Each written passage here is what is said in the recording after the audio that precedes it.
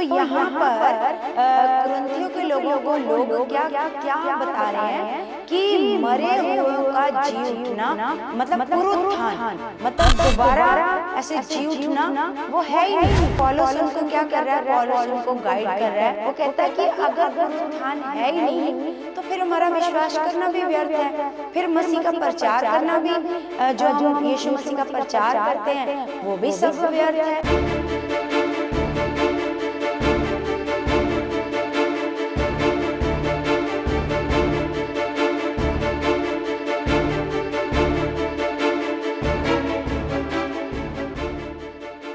Praise the Lord everyone, God bless you all. परमेश्वर आपको बहुत सारी बरकतें, आशीषें मसीह में दे चुके हैं। परमेश्वर आपको बहुत सारा पवित्र आत्मा में बढ़ा चुके हैं, पवित्र आत्मा में चलना आपको सिखा चुके हैं। और सच में कलीसिया, परमेश्वर का हम धन्यवाद करते हैं कि परमेश्वर ने हमें ये सुंदर समय दिया है कि हम परमेश्वर के वचनों से सीखते हैं। प्रतिदिन परमेश्वर हमें वचनों के द्वारा हमें गाइड करते हैं, हमें सिखाते हैं और हमारी बुद्धि को परमेश्वर खोलते हैं, हमें समझ देते हैं परमेश्वर। तो इस बात के लिए हम अपने पिता परमेश्वर का बहुत सारा धन्यवाद करते हैं यीशु मसीह के नाम से। क्योंकि कलीसिया, जो परमेश्वर का वचन लगातार पढ़ेगा, है ना, और पढ़ेगा और सुनेगा लगातार, क्योंकि परमेश्वर का वचन हमें बुद्धि से, ज्ञान से, समझ से ब्लेस करता है ना। तो जो लगातार परमेश्वर के वचन को प्रार्थना करके पढ़ेगा कि परमेश्वर जी आप अपने वचनों के गहरे भेद और इस परमेश्वर भेद का ज्ञान आप हमें सिखा चुके हो, तो सच में परमेश्वर प्रतिदिन क्या करेगा, अपने बच्चों को ऐसे, क्योंकि जो बाइबल लिखी है वो भेद की रीति पर लिखी है। बेशक से सब कुछ सामने लिखा है, लेकिन हर एक बात में एक भेद लिखा है कलीसिया। तो ये भेद हम तभी समझ पाते हैं जब हम अपने परमेश्वर से प्रार्थना करते हैं कि परमेश्वर जी आप इन भेदों का ज्ञान हमें ऐसे बता चुके हो। तो परमेश्वर क्या करते हैं, परमेश्वर जो अच्छे मन से परमेश्वर के वचनों को पढ़ते हैं, परमेश्वर उन पर ऐसे अपने वचनों के भेदों को ऐसे प्रकट करते हैं ना। तो हम परमेश्वर का धन्यवाद करते हैं आज का सुंदर समय के लिए। तो कलीसिया, हम ये वचन पढ़ते हैं कि जब पौलुस कुरिन्थिया की ऐसे कलीसिया को क्या कर रहा है, क्योंकि हम जानते हैं कि कुरिन्थिया की कलीसिया क्या हो रही है, विश्वास में ऐसे आगे पीछे हो रही है ना। तो विश्वास में जब वो आगे पीछे हो रही है तो बहुत सारी बातों में मतलब गलत ज्ञान उनके अंदर ऐसे आ रहा है ना। तो यहाँ पर पौलुस उनको सिखा रहा है। हम देखते हैं पहला कुरिन्थियों 15 अध्याय में पौलुस उनको कह रहा है कि हे भाइयों, अब मैं तुम्हें वही सुसमाचार बताता हूँ जो पहले सुना चुका हूँ। अब हम जानते हैं कि सुसमाचार क्या है। सुसमाचार ये है कि यीशु मसीह हमारे पापों के लिए मारा गया, है ना, हमारे पापों के लिए मारा गया और परमेश्वर ने उसको तीसरे दिन मुर्दों में से क्या किया, जीवित किया। तो यहाँ पर बताता हूँ जो पहले सुना चुका हूँ, जिसे तुमने अंगीकार भी किया था और जिसमें तुम स्थिर भी हो, उसी के द्वारा तुम्हारा उद्धार भी होता है, यदि उस सुसमाचार को जो मैंने तुम्हें सुनाया था स्मरण रखते हो, नहीं तो तुम्हारा विश्वास करना व्यर्थ हुआ। इसी कारण मैंने सबसे पहले तुम्हें वही बात पहुंचा दी जो मुझे पहुंची थी कि पवित्र शास्त्र के वचन के अनुसार, किसके अनुसार, पवित्र शास्त्र के वचन के अनुसार यीशु मसीह हमारे पापों के लिए मर गया और गाड़ा गया और पवित्र शास्त्र के अनुसार तीसरे दिन जी भी उठा। तो पौलुस किस ऐसे बिहाव पर ये बता रहा है, क्योंकि पवित्र शास्त्र में ये लिखा है। वो कहता पवित्र शास्त्र के अनुसार यीशु मसीह तुम्हारे पापों के लिए मर गया और गाड़ा गया और पवित्र शास्त्र के अनुसार तीसरे दिन जी भी उठा। और कैफा को और तब 12 को दिखाई दिया। फिर वो 500 से अधिक भाइयों को एक साथ दिखाई दिया, जिनमें से बहुत से अब तक जीवित हैं और पर कुछ सो गए हैं। फिर वह याकूब को दिखाई दिया, तब सब प्रेरितों को दिखाई दिया, सबके बाद मुझको भी दिखाई दिया, जो मानो अधूरे दिनों का जन्मा हूँ, क्योंकि मैं प्रेरितों में सबसे छोटा हूँ, वरन प्रेरित कहलाने के योग्य भी नहीं हूँ, क्योंकि मैंने परमेश्वर की कलीसिया को सताया था। परंतु मैं जो कुछ भी नहीं हूँ, मैं जो कुछ भी हूँ, लिखा, मैं जो कुछ भी हूँ परमेश्वर के अनुग्रह से हूँ। उसका अनुग्रह जो मुझ पर हुआ वह व्यर्थ नहीं हुआ, परंतु मैंने उन सबसे बढ़कर परिश्रम भी किया, तो भी ये मेरी ओर से नहीं हुआ, परंतु परमेश्वर के अनुसार, परमेश्वर के अनुग्रह से जो मुझ पर था। इसलिए चाहे मैं हूँ चाहे वे हों, हम यही प्रचार करते हैं और इसी पर तुमने विश्वास भी किया।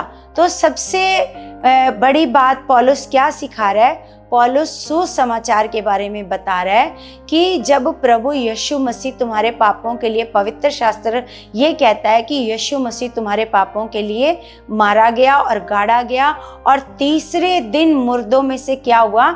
जीवित हुआ। फिर वो ऐसे चेलों को दिखाई दिया, फिर 500 और 500 से अधिक वो और भी परमेश्वर के लोगों को दिखाई दिया, है ना। और फिर वो कहता है कि वो याकूब को दिखाई दिया, और फिर कहता है वो मुझको भी दिखाई दिया, है ना। और फिर वो कहता है कि मैं तो क्या हूँ, मैं प्रेरितों में, मतलब यीशु मसीह के चेलों में मैं सबसे छोटा हूँ और प्रेरित कहलाने के योग्य भी मैं नहीं हूँ, क्योंकि मैं क्या करता था? मैं परमेश्वर की कलीसिया को सताता था। तो सच में कलीसिया, हम देखते हैं कि सुसमाचार तो यही है। आगे हम जो आगे बता रहा है पौलुस, वो है पुनरुत्थान की बात। पुनरुत्थान का मतलब है दोबारा से जी उठना और नई देह को ऐसे प्राप्त करना, है ना। तो जैसे शारीरिक देह में मर जाना और आत्मिक देह में ऐसे जी उठना। जैसे हमें भी परमेश्वर ने कहा कि तुम पापों में तो क्या हो गए? मर गए, और आत्मिक जीवन में अब क्या हो उठे हो? ऐसे अब जीवित हो, अब तुम जिंदा हो, आत्मा में तुम जीवित हो। तो सच में जिसमें हम मरते हैं, हम उसी में दोबारा जीवित ऐसे नहीं होते, क्योंकि हम पापों में मरे तो हम पवित्रताई में जीवित हुए, है ना। तो यहाँ पर कुरिन्थियों के लोगों को लोग क्या क्या बता रहे हैं कि मरे हुओं का जी उठना मतलब पुनरुत्थान, मतलब दोबारा ऐसे जी उठना वो है ही नहीं।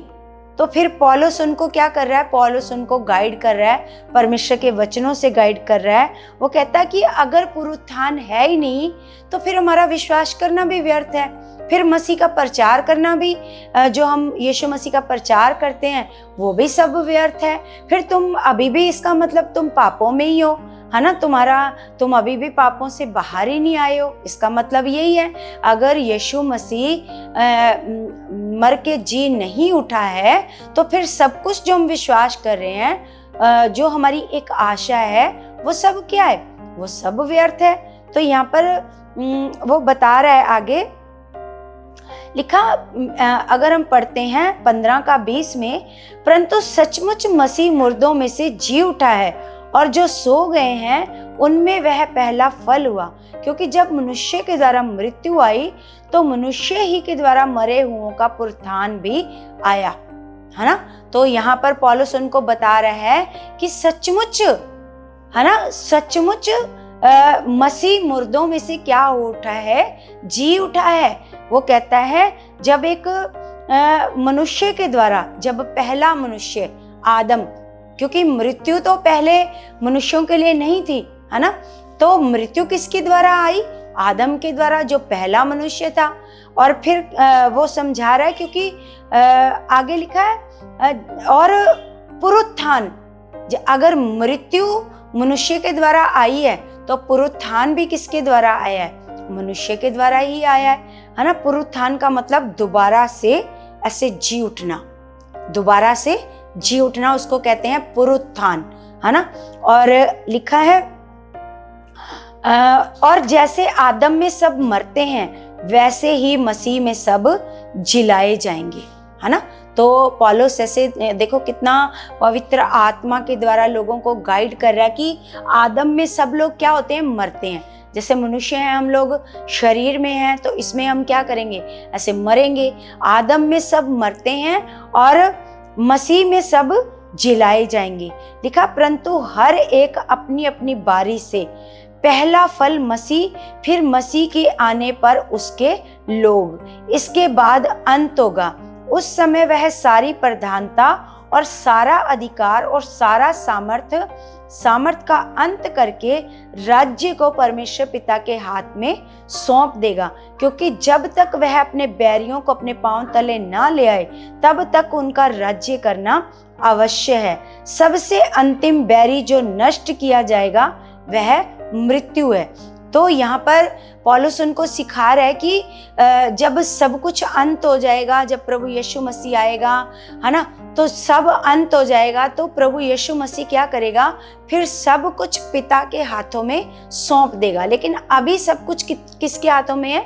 मसीह के हाथों में, है ना। तो लिखा है सब कुछ किसके हाथों में सौंप देगा। फिर वो कहता है कि राज्य का वो क्या करेगा, ऐसे अंत करेगा। और लिखा सबसे अंतिम बैरी जो नष्ट किया जाएगा वह मृत्यु है। फिर मृत्यु का भी प्रभु यीशु मसीह क्या करेगा, ऐसे अंत करेगा, उसका नाश कर देगा ना। आगे लिखा क्योंकि परमेश्वर ने सब कुछ उसके पांव तले कर दिया है, परंतु जब वह कहता है कि सब कुछ उसके अधीन कर दिया गया है, तो प्रत्यक्ष है कि जिसने सब कुछ उसके अधीन कर दिया है वह आप अलग रहा। तो इसका मतलब यहाँ पर पौलुस बता रहा है कि ये सच है कि परमेश्वर ने सब कुछ किसके पांव तले कर दिया है, यीशु मसीह के, है ना। जब सब कुछ यीशु मसीह के अधीन कर दिया है, सब कुछ यीशु मसीह के अधीन है, उसके अधिकार में है सारा कुछ, प्रभु यीशु मसीह के अधिकार में है सारा कुछ, तो लिखा है वो आप इन सारी चीजों से क्या है, अलग है। तो आगे लिखा है और जब सब कुछ उसके अधीन हो जाएगा तो पुत्र आप भी उसके अधीन हो जाएगा। लिखा जिसने सब कुछ उसके अधीन कर दिया ताकि सब में परमेश्वर ही सब कुछ हो। और लिखा जब सब कुछ हो जाएगा तो लिखा है वो ये पुत्र भी मतलब मसीह भी क्या करेगा, अपने आप को पिता के क्या कर देगा, अधीन कर देगा। क्योंकि पुत्र का ऐसे परमेश्वर के अंदर से ऐसे पैदा होना, क्योंकि हम जानते हैं कि जो यीशु मसीह है ये खुद परमेश्वर है ना, एक कैरेक्टर है, खुद परमेश्वर है। और खुद परमेश्वर ने क्या किया, एक कैरेक्टर ऐसे पृथ्वी पर ऐसे मसीह के रूप में ऐसे भेजा, है ना, ताकि क्या हो, मतलब जो मनुष्य जाति है जो पाप में है उनको पाप से क्या मिले, छुटकारा मिले, ताकि मनुष्य जाति का क्या हो, उद्धार हो। सोच के देखो कलीसिया, परमेश्वर मनुष्य जाति के उद्धार के लिए कितना कुछ किया है परमेश्वर ने, है ना। मतलब मसीह को पृथ्वी पर भेजा, उसकी कुर्बानी दी, उसका लहू बहाया, उसने अपनी जान को क्रूस पर ऐसे दिया। लेकिन परमेश्वर ने क्या किया, परमेश्वर ने मुर्दों में से यीशु मसीह को क्या किया, ऐसे जीवित किया। तो हम देखते हैं कि यहाँ पर पौलुस कुरिन्थियों की कलीसिया को पुनरुत्थान के विषय में सही ऐसे गाइड कर रहे हैं, क्योंकि उनको सिखा दिया गया, वहाँ पर भड़का दिया गया कि मसीह कोई भी जी उठा नहीं है, पुनरुत्थान नाम की कोई चीज़ नहीं है। तो वो लोग ऐसे कह रहे हैं कि पुनरुत्थान है ही नहीं। तो इनको मतलब ये पौलुस क्या कर रहा है, इनको गाइड कर रहा है परमेश्वर के पवित्र वचनों से, है ना। तो आगे हम देखते हैं अब उनको अब यहाँ पर लिखा नहीं तो जो लोग मरे हुओं के लिए बपतिस्मा लेते हैं वे क्या करेंगे, यदि मुर्दे जो उठते ही नहीं तो फिर क्यों उनके लिए बपतिस्मा लेते हैं। लिखा और हम भी क्यों हर घड़ी जोखिम में पड़े रहते हैं। हे भाइयों, मुझे उस घमंड की शपथ जो मरे मसीह यीशु में मैं तुम्हारे विषय में करता हूँ कि मैं प्रतिदिन मरता हूँ। यदि मैं मनुष्य की रीति पर, लिखा इफसुस में वन पशुओं से लड़ा तो मुझे क्या लाभ हुआ। यदि मुर्दे जिलाए नहीं जाएंगे तो आओ खाए पिए, क्योंकि कल तो मर ही जाएंगे। वो कहता जब मुर्दे जिलाए नहीं जाएंगे, उनका न्याय नहीं होएगा, तो फिर मैं कहता हूँ कि चलो आओ खाएं पिए, हमने तो कल को क्या हो जाना है, मर ही जाना है। तो लिखा धोखा ना खाना, बुरी संगति अच्छे चरित्र को बिगाड़ देती है। धर्म के लिए जाग उठो और पाप ना करो, क्योंकि कुछ ऐसे हैं जो परमेश्वर को नहीं जानते। मैं तुम्हें लज्जित करने के लिए ये कहता हूँ, है ना। तो यहाँ पर ऐसे पौलुस उनको सिखा रहा है, और पौलुस उनको कह रहा है कि मतलब क्या है कि बुरी संगति जो है वो अच्छे चरित्र को क्या कर देती है, ऐसे बिगाड़ देती है ना। तो कहता है कि मतलब धर्म के लिए क्या करो, ऐसे जाग उठो और फिर दोबारा से पाप ऐसे ना करो। और क्योंकि आगे लिखा 35 में लिखा, अब कोई ये कहेगा कि मुर्दे किस रीति से जी उठते हैं और कैसी देह के साथ आते हैं। हे निर्बुद्धि, जो कुछ तू बोता है जब तक वह ना मरे जिलाया नहीं जाता। तो यहाँ पर अब पौलुस बोने के बारे में सिखा रहा है कि जब जो कुछ लिखा है कि जैसे मान लो हम एक बीज बोते हैं, एक दाना बोते हैं, तो जब वो मर जाता है तो वो अपनी देह को क्या कर देता है, जो उसकी दाने वाली देह है वो देह मर जाती है, फिर उसमें से एक और देह निकलती है ना। हम देखते हैं कि दाना जब तक नहीं मरता तब तक उसमें से एक नई देह ऐसे नहीं निकलती, जिसको हम पौधे के रूप में देखते हैं। तो यहाँ पर पौलुस उनको कह रहा है, लिखा है मुर्दे किस रीति से जी उठते हैं और कैसी देह के साथ आते हैं। हे निर्बुद्धि, जो कुछ तू बोता है जब तक वह ना मरे जिलाया नहीं जाता, और जो तू बोता है यह वह देह नहीं जो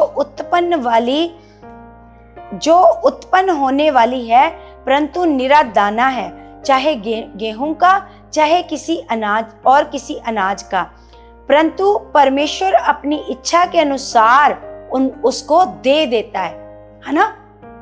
तो यहाँ पर पौलुस सिखा रहा है कि जो हम बोते हैं, है ना, जो हम बोते हैं, जब वो दे हम वो ऐसे मरने के लिए उसको क्या कर देते हैं, ऐसे बो देते हैं। तो यहाँ पर लिखा है कि चाहे वो गेहूं का दाना हो या किसी और अनाज का, परंतु परमेश्वर अपनी इच्छा के अनुसार उसको क्या देता है, दे देता है। आगे लिखा, और हर एक बीज को उसकी विशेष दे। हम देखते हैं कि जब एक बीज होता है, जब हम उसको जमीन में डाल देते हैं तो हर एक बीज को परमेश्वर क्या करता है, एक अलग प्रकार की, एक विशेष, हर एक की देह एक जैसी नहीं होती। हर एक की देह जब वो उग कर बाहर आती है, जैसे जो बीज हम बोते हैं, जब वो देह मर जाती है तो उसमें से एक नई देह उगती है। तो वो हर एक अनाज की देह अलग अलग होती है ना। तो इसी प्रकार पौलुस उनको सिखा रहा है। तो कहता, और सब शरीर एक समान नहीं। अब शरीरों की बात आ रही है। सब शरीर एक समान नहीं। मनुष्यों का शरीर और है, पशुओं का शरीर और है, पक्षियों का शरीर और है, मछलियों का शरीर और है, स्वर्गीय देह है और पार्थिव देह भी है। अब ये कह रहा है कि अगर स्वर्गीय देह है तो पार्थिव देह भी है। आगे लिखा, परंतु स्वर्गीय देहों का तेज और है और पार्थिव का और है। हम देखते हैं कि ये जो बॉडी है, इसको बोलते हैं, जब ये बॉडी मर जाती है, इस देह को क्या बोलते हैं, पार्थिव। इस देह को क्या बोलते हैं, पार्थिव। और जो हमें प्रभु यीशु मसीह जी उठाएगा, जब हम जी उठाएंगे तो फिर हमें कौन सी देह मिलेगी, स्वर्गीय देह, है ना। इस बॉडी में जब हम मरेंगे, जैसे एक दाना मरता है तो फिर उसमें से एक देह निकलती है, वो देह आत्मिक देह होती है, मतलब हर एक को अलग अलग देह मिलती है। उसी प्रकार परमेश्वर का वचन भी कहता है कि पशुओं की देह अलग है, पक्षियों की अलग है ना, हर एक का शरीर अलग अलग है। तो इसी प्रकार लिखा, स्वर्गीय देह और पार्थिव देह भी है, क्योंकि स्वर्गीय देह का जो तेज होएगा वो अलग ही होएगा, अलग होएगा। जब प्रभु यीशु मसीह हमें मुर्दों में से जी उठाएंगे तो लिखा है, पौलुस सिखा रहा है कि उसका तेज क्या होएगा, अलग होएगा, है ना। और आगे लिखा, परंतु स्वर्गीय देहों का तेज और है और पार्थिव का और, सूर्य का तेज और है और चांद का और है और तारों गणों का और है। लिखा, क्योंकि एक तारे से दूसरे तारे के तेज में अंतर है। तो लिखा, मुर्दों का जी उठना भी ऐसा ही है। शरीर नाशवान दशा में बोया जाता है और अविनाशी रूप में जी उठता है। यहाँ पर पुनरुत्थान के विषय में देखो कलीसिया, कितना जबरदस्त पौलुस ऐसे सिखा रहा है कि ये जो शरीर है ये नाशवान दशा में बोया जाता है ना। जब ये नाशवान दशा में बो दिया जाता है कि अब वो नाश हो गया, अब वो नाश हो गया है, अब जो इसमें से निकलेगा वो अविनाशी होएगा, फिर वो कभी उसको मृत्यु नहीं आएगी, है ना। तो जैसे हम इस बॉडी में मरेंगे, पार्थिव देह में हम क्या हो जाएंगे, ऐसे मरेंगे। तो जब हमें प्रभु उठाएगा, जी उठाएगा, तो स्वर्गीय देह के साथ हमें जब प्रभु जी उठाएगा तो फिर उसको वो अविनाशी होएगा, उसको मृत्यु नहीं आएगी, वो अविनाशी देह होएगी। तो इसी प्रकार पौलुस उनको सिखा रहा है कि ये देह होती है, मुर्दों का जी उठना होगा। इस प्रकार पौलुस ऐसे सिखा रहा है। तो यहाँ पर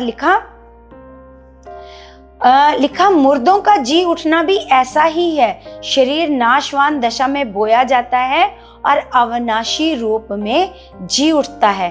वह अनादर के साथ बोया जाता है और तेज के साथ जी उठता है। निर्बलता के साथ बोया जाता है और सामर्थ्य के साथ जी उठता है।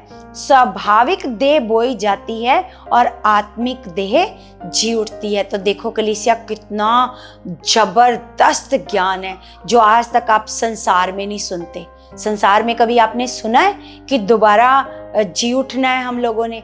कभी आपने सुना? कभी नहीं सुना, है ना। लेकिन ये कितना आत्मिक ज्ञान है कलीसिया। लेकिन इसको कौन लोग समझ सकते हैं? जो परमेश्वर के आत्मा में चलते हैं, है ना। क्योंकि परमेश्वर ने पहले से ही कहा कि शारीरिक व्यक्ति कभी भी आत्मिक बातों को नहीं समझ सकते, क्योंकि ये बातें आत्मिक हैं। कि हमारी देह को जब बोया जाएगा, जब ये नाशवान दशा में ये मर जाएगी, फिर अविनाशी दशा में ये क्या उठेगी? ये जी उठेगी कलीसिया। तो सच में मुर्दे जी उठेंगे, है ना। फिर वो अविनाशी होंगे, फिर उनमें उस देह में मृत्यु नहीं आएगी। तो ये सचमुच कितना जबरदस्त ज्ञान है कलीसिया। तो सच में लिखा ऐसा ही लिखा भी है, प्रथम मनुष्य अर्थात आदम जीवित प्राणी बना और अंतिम आदम जीवनदायक आत्मा बना। तो ये क्या बना? जो वो पहला मनुष्य था आदम, तो वो क्या बना? वो जीवन देने वाला, जीवन देने वाला जीवनदायक प्राणी बना। उसके द्वारा सबको क्या मिला? ऐसे जीवन मिला, मतलब ये वाला जीवन, बॉडी वाला जीवन, है ना। और अंतिम आदम जीवनदायक आत्मा बना। तो उसने तो जो जीवन दिया था वो बॉडी का जीवन था, लेकिन जो यीशु, जो अंतिम आदम था, है ना, तो लिखा वो क्या बना? हमारे लिए क्या देके गया? वो आत्मा में हमें जीवन देके गया, आत्मा में जीवन। जैसे आदम ने जिसको परमेश्वर ने मिट्टी से तैयार किया था, है ना, उसने हमें क्या दिया? ये वाला बॉडी वाला जीवन। आगे सबको क्या मिला? आदम के द्वारा बॉडी वाला जीवन। लेकिन यीशु मसीह के द्वारा क्या मिला? सबको आत्मिक जीवन, है ना।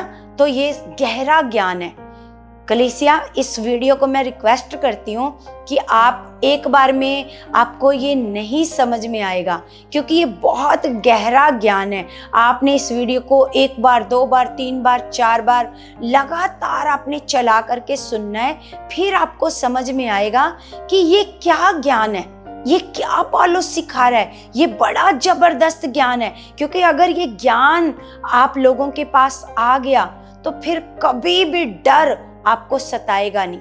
एक मरने वाला जो एक डर आपके अंदर होता है ना, और मरने के बाद हमारा क्या होएगा, ये एक डर लोगों को सताता है।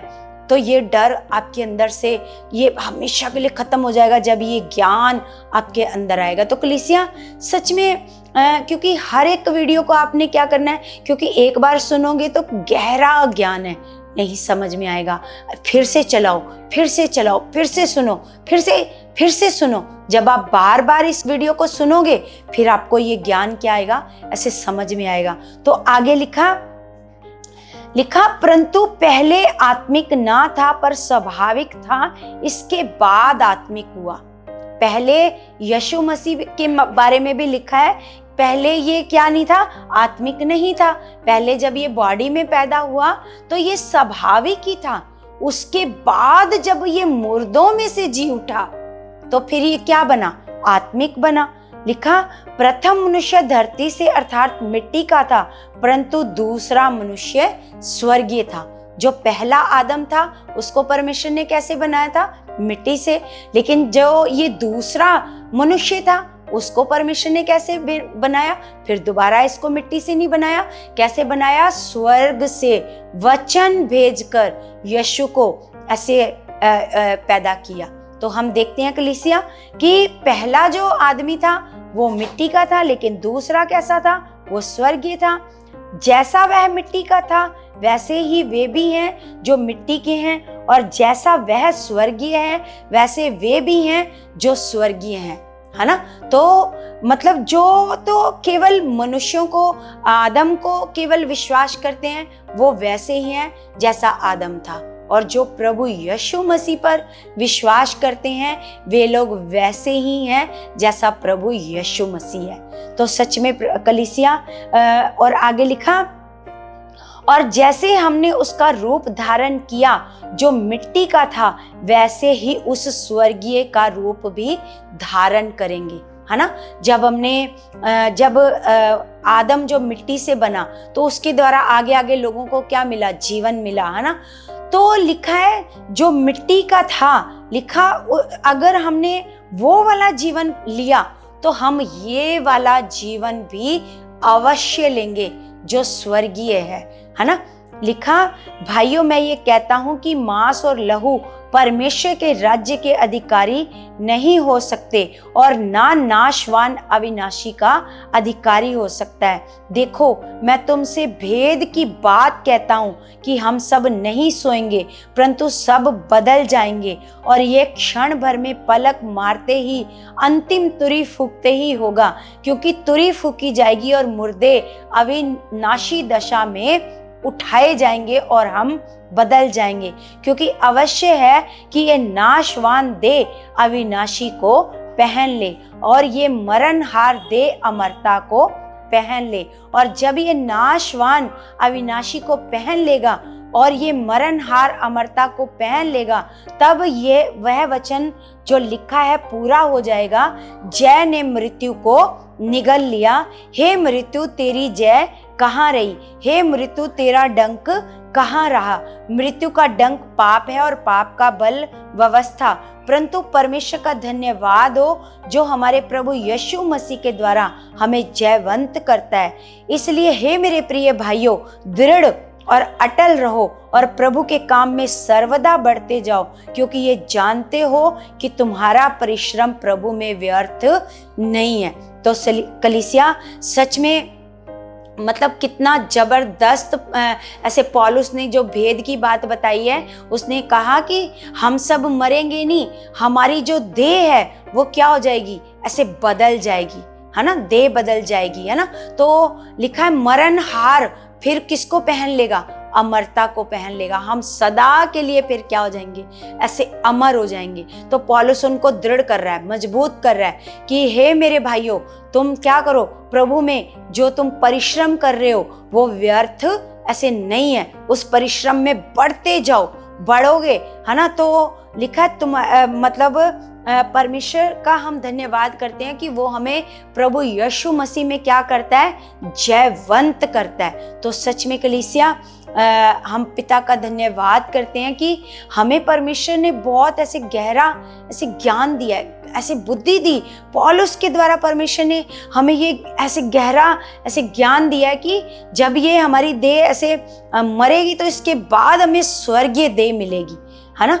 कितना गहरा ज्ञान परमेश्वर ने पौलुस के द्वारा हमें दिया है। तो सच में कलीसिया मेरा ये विश्वास है कि ये जो गहरा ज्ञान है परमेश्वर ने आपके मन को खोल दिया, आपको बुद्धि और समझ दे दी है, ताकि ये गहरा ज्ञान आपको परमेश्वर ने ऐसे सिखा दिया, आपकी बुद्धि में आ चुका है, आपकी समझ में आ चुका है। ये मैं परमेश्वर से प्रार्थना करती हूँ, विश्वास करती हूँ, और मैं विश्वास करती हूँ कि ये सारा वचन आपको समझ आ चुका है यीशु मसीह के नाम से, और परमेश्वर आपको इन वचनों से बहुत सारा ब्लेस कर चुके हैं यीशु के नाम से।